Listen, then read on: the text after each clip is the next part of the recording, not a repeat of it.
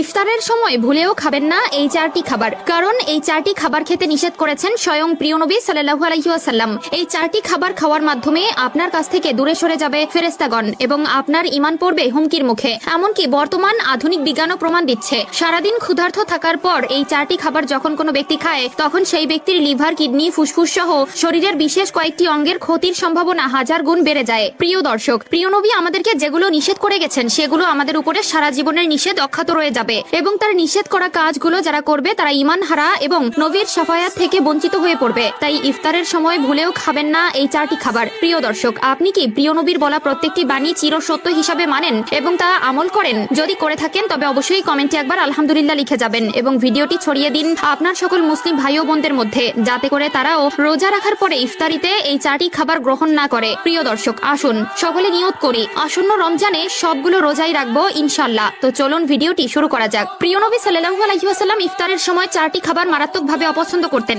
এবং যারা এই চারটি খাবার গ্রহণ করে তারা যেন প্রিয় নবীর ধারে কাছে কিংবা মসজিদের আশেপাশেও না যায় তেমনি হুঁশিয়ারি দিয়ে গেছেন। সে খাবার চারটির মধ্যে প্রথম দুইটি খাবার হলো কাঁচা পেঁয়াজ এবং কাঁচা রসুন। আমাদের মধ্যে এমন অনেক লোক আছে যারা ইফতারের সময় কাঁচা পেঁয়াজ, কাঁচা রসুন খেয়ে থাকে, বিশেষ করে কাঁচা পেঁয়াজ সালাদ হিসেবে খেয়ে থাকে। ইফতারের সময় নানান ধরনের ভাজা পোড়া এবং ছোলা ভুনার সাথে একটু ঝাঁঝালো সালাদ হিসেবে কাঁচা পেঁয়াজ ও রসুন বহুল প্রচলিত। তবে এই দুইটি খাবার ইফতারের সময় প্রিয় নবী গ্রহণ করতে নিষেধ করেছেন, কারণ কাঁচা পেঁয়াজ ও রসুনের পৃথক পৃথক গন্ধ আছে যা দুর্গন্ধ বলা চলে এবং কোন প্রকার দুর্গন্ধযুক্ত স্থলে ফেরেশতাগণেরা থাকে না, তারা দূরে সরে যায়। তাই তো প্রিয় নবী সাল্লাল্লাহু আলাইহি ওয়াসাল্লাম সেই সকল লোকেদের মসজিদের কাছে পর্যন্ত যেতে নিষেধ করেছেন যারা কাঁচা পেঁয়াজ খায়। তবে এক্ষেত্রে প্রশ্ন আসতে পারে, পেঁয়াজ খাওয়া কি তবে নাজায়েজ? না প্রিয় দর্শক, খাবারের স্বাদ উন্নয়ন করার জন্য পেঁয়াজ ও রসুন প্রয়োগ করা যাবে, তবে অবশ্যই যখন সেটা সেদ্ধ করা হবে তখন সেটা দুর্গন্ধ চলে যাবে। এছাড়া তৃতীয় নম্বরে যে খাবারটি আছে সেটি হলো গরম খাবার। ইফতারের সময় ভুলেও গরম খাবার খাবেন না। প্রিয় নবী সাল্লাল্লাহু আলাইহি ওয়াসাল্লাম ততক্ষণ পর্যন্ত খাবার গ্রহণ করতে নিষেধ করেছে